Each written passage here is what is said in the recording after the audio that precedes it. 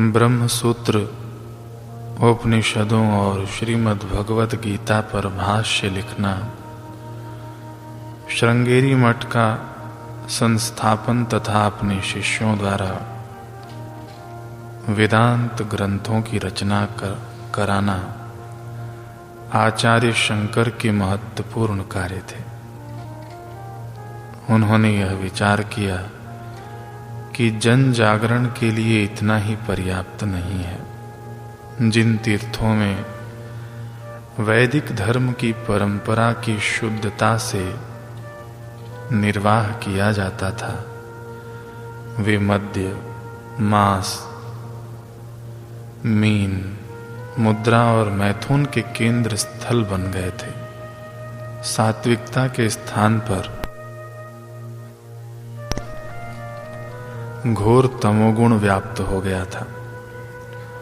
आचार्य ने तीर्थों में जाकर तमोगुणी वृत्तियों का खंडन कर वेदांत मत का पावन पथ प्रदर्शित किया। उन्होंने वेद विरोधियों का खंडन कर सर्वत्र अद्वैत वेदांत की वैजयंती फहराई। उनकी इस प्रचार यात्रा में उनके अनन्य भक्त शिष्यों का बहुत सा समुदाय जुड़ गया।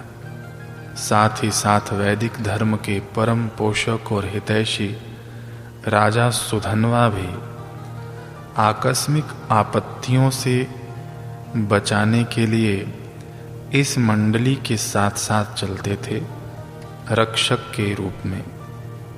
यह मंडली भारत के प्रमुख तीर्थों और धार्मिक क्षेत्रों में पर्यटन करती। आवश्यकता अनुसार कुछ समय वहां रहती। आचार्य वेद विरोधियों मतों के दिग्गजों से शास्त्रार्थ करने और अपने अकाट्य तर्कों और प्रबल युक्तियों से उन्हें पराजित कर वैदिक धर्म और वेदांत मत को स्वीकार करने के लिए बाध्य कर देते थे। आचार्य का यह तीर्थ भ्रमण दिग्विजय के नाम से प्रसिद्ध हुआ। तदनंतर विदर्भ की राजधानी में पहुंचे। विदर्भ के राजा ने यतिराज शंकर और उनके शिष्यों का भव्य स्वागत कर उनका विधिवत पूजन किया। वहां पर भैरव मतानुयायियों की संख्या बहुत अधिक थी। पद्मपाद आदि शिष्यों द्वारा शंकर ने उन्हें शास्त्रार्थ में पराजित कराकर वैदिक धर्मावलंबी बनाया। अब आचार्य कर्नाटक जाने को उद्यत हुए। यह खबर सुनते ही विदर्भ के राजा ने आचार्य के कर्नाटक जाने के विचार का विरोध करते हुए उनसे प्रार्थना किया कि भगवान, कर्नाटक कपालिकों का गढ़ है और आपके द्वारा पहले ही एक कपाली का संहार हो चुका है। आपका वहां जाना उचित नहीं है। आपके ही एक शिष्य ने, मैंने सुना है कि कपाली उग्र भैरव का सिरोच्छेद कर दिया था, इसलिए वहां जाना उचित नहीं। वे घनघोर वेद विरोधी हैं और अग्नि में मनुष्यों की आहुति देते हैं। उनकी विभत्स और भयावह साधना प्रणाली मानवता के लिए अभिशाप है। अतः हे प्रभु, आप वहां न जाइए। विदर्भ नरेश की बात सुनकर राजा सुधन्वा ने उत्तेजित होकर कहा, विदर्भ नरेश, आप चिंतित न हो। मैं आचार्य के साथ साथ चल रहा हूं और इसीलिए तो चल रहा हूं कि मैं इनकी रक्षा कर सकूं। जब तक मेरे हाथ में धनुष बाण है, तलवार है, तब तक नृशंस कपालिक आचार्य का बाल भी बांका न कर सकेंगे। मेरे ऐसे वैदिक धर्म के पोषक के रहते हुए उन क्रूरों की एक भी न चल पाएगी। अतः आप आश्वस्त रहें, किसी प्रकार का भय न माने। आचार्य शंकर ने कपालिकों के विभत्स मत के खंडन के निमित्त शिष्यों सहित कर्नाटक में प्रवेश किया। उस प्रदेश में कपालिकों के सरदार क्रकच का बोलबाला था। उसका आतंक सब जगह फैला हुआ था। जब क्रकच को पता चला कि आचार्य शंकर ने मेरे राज्य में प्रवेश किया है,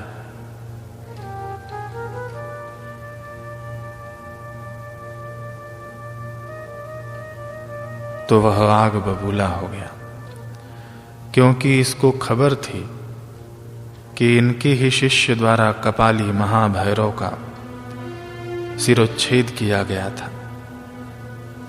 अब कपालिकों का राजा क्रकच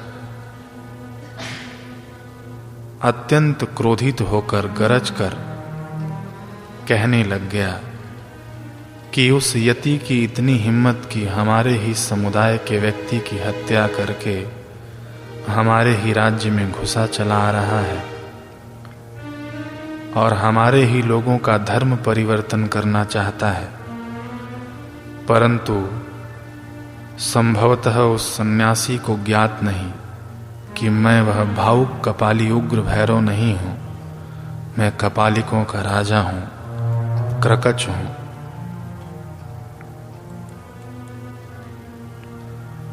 वह शंकर का विरोध करने के लिए कटिबद्ध हो गया।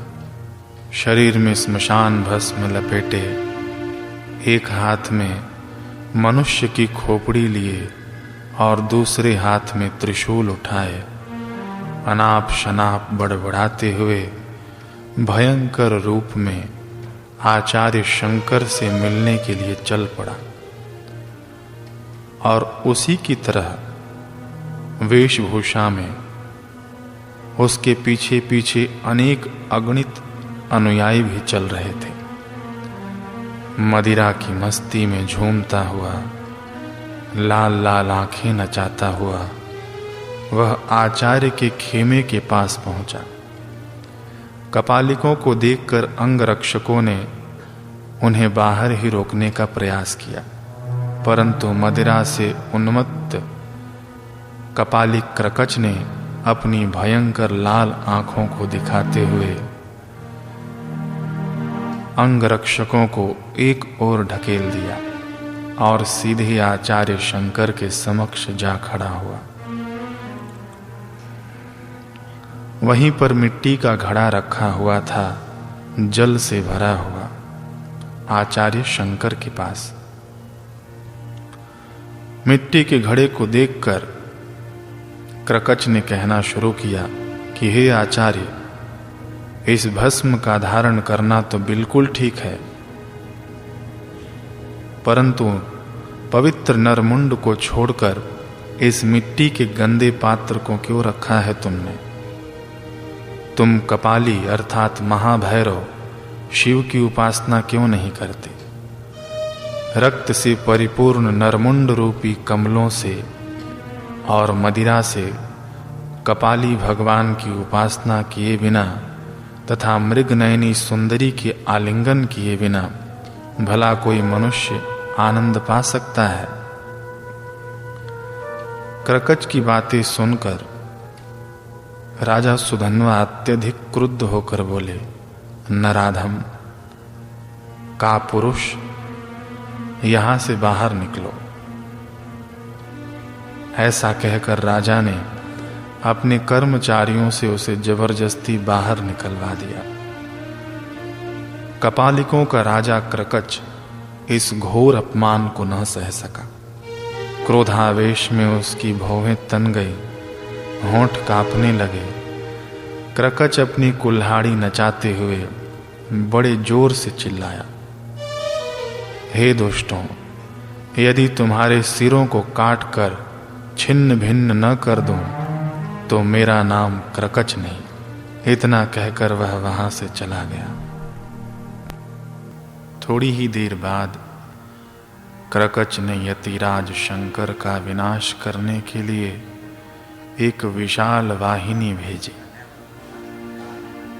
वे सब क्रोध में उन्मत्त थे। समुद्र की भांति गर्जन तर्जन कर रहे थे और विविध प्रकार के हथियारों से लैस थे। उनके भैरवाकार रूप को देखकर आचार्य शंकर के सभी शिष्य और भक्त भयभीत हो गए। राजा सुधन्वा कवच पहनकर रथ में सवार हुए। उन्होंने हाथ में धनुष बाण लेकर कपालिकों का संहार करना शुरू किया।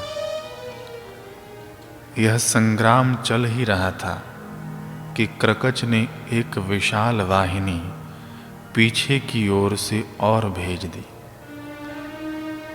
क्रकच का मंतव्य था कि पीछे की ओर से आचार्य शंकर के शिष्यों और भक्तों को घेर कर मार डाला जाए। सामने की ओर राजा सुधन्वा युद्ध कर रहे हैं और पीछे की ओर से अचानक आक्रमण हुआ कपालिकों द्वारा। शिष्य और भक्तगण अत्यधिक भयार्त होकर अपने गुरुदेव आचार्य शंकर के शरण में पहुंचे।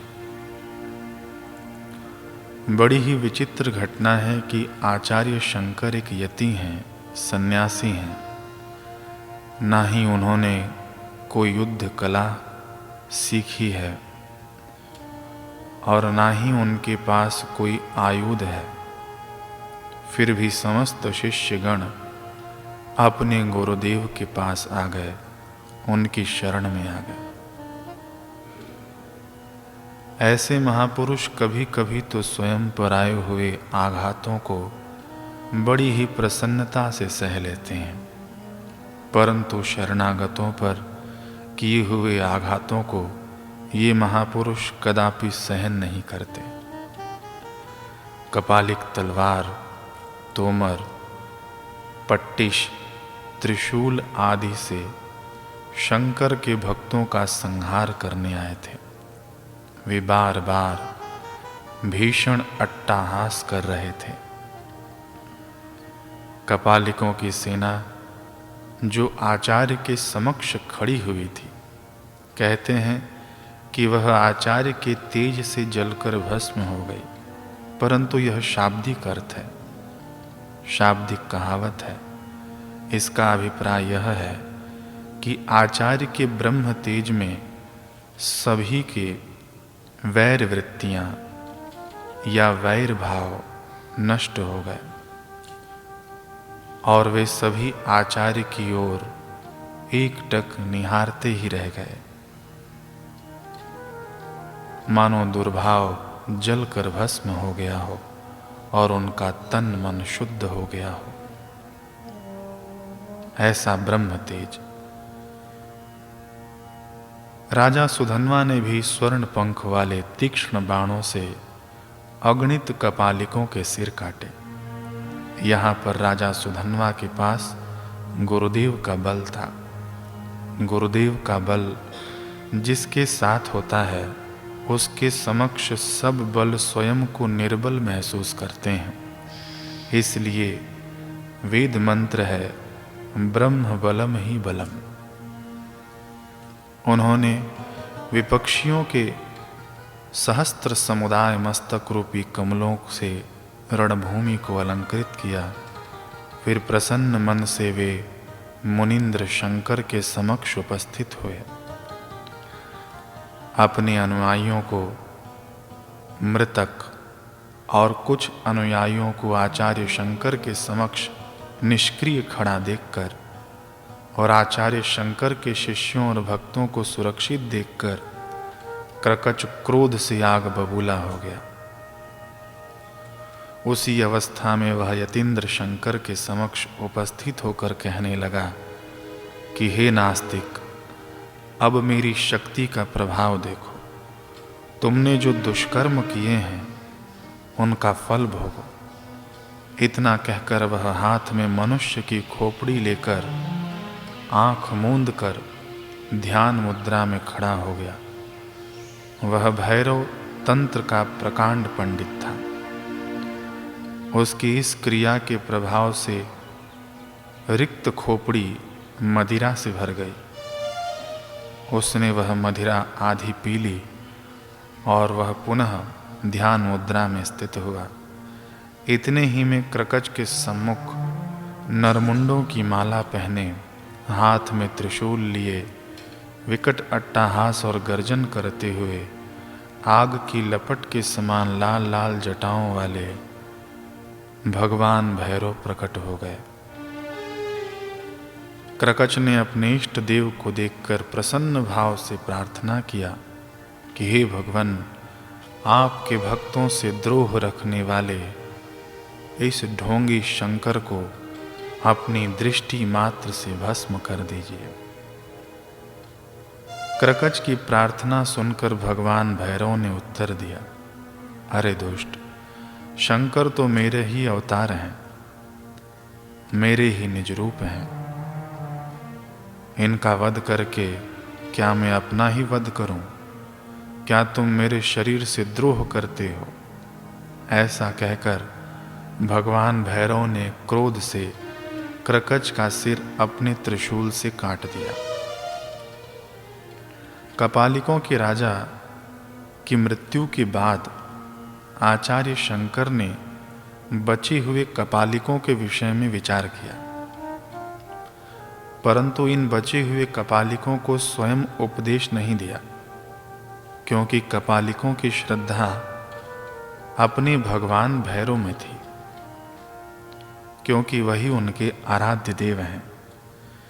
अतः शंकर ने समयानुकूल वातावरण समझकर भगवान भैरव से ही प्रार्थना किया कि आप ही हमें और हमारे शिष्यों को कुछ अपने श्री वचनों से संबोधित कीजिए। भगवान भैरव ने कहा, हे शंकर, आप सदैव पूजनीय हैं, वेदों में समस्त रहस्यों के ज्ञाता हैं।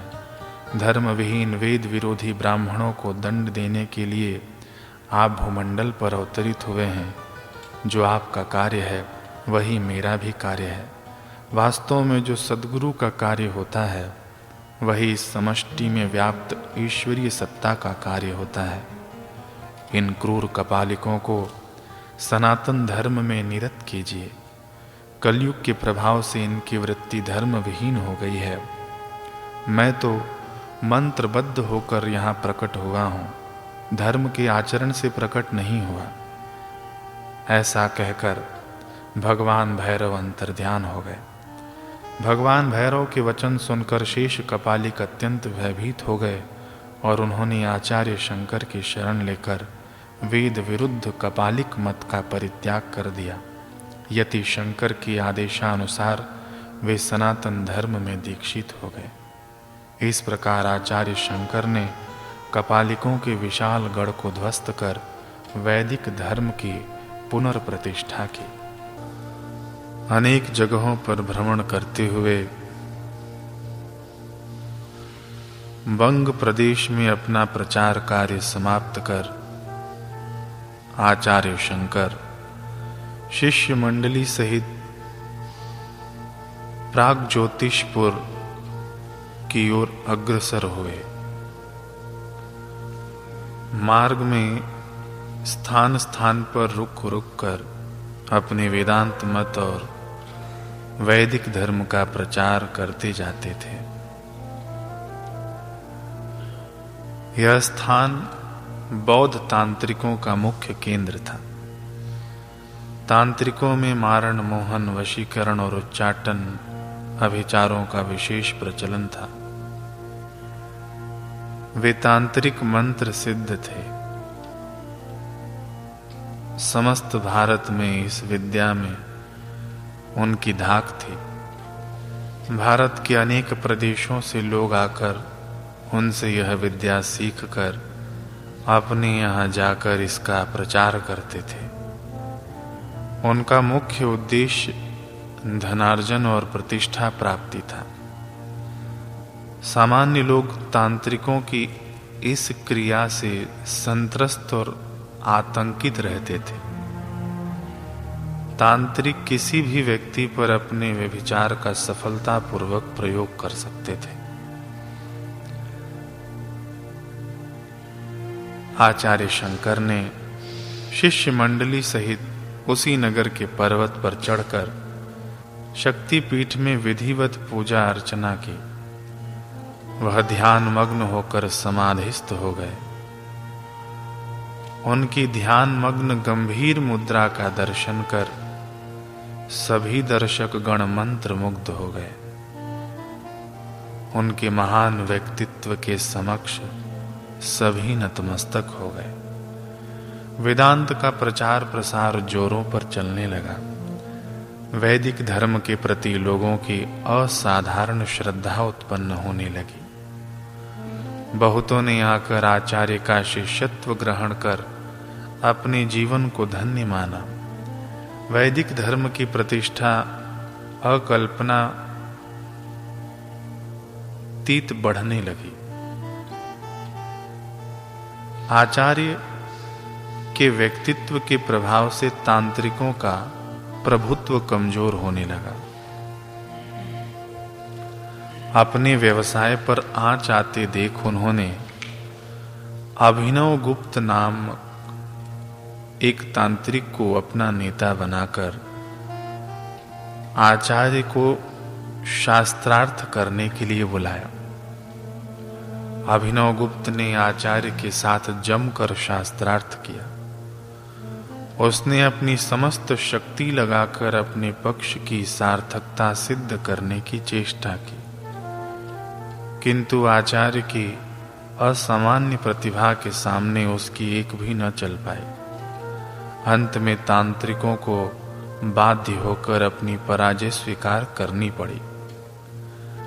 अभिनव गुप्त के अन्य सहयोगी भी आचार्य के शिष्यों द्वारा बुरी तरह पराजित हुए। तांत्रिकों के इस पराजय के फलस्वरूप जन साधारण की श्रद्धा वैदिक धर्म सनातन धर्म के प्रति अत्यधिक बढ़ गई।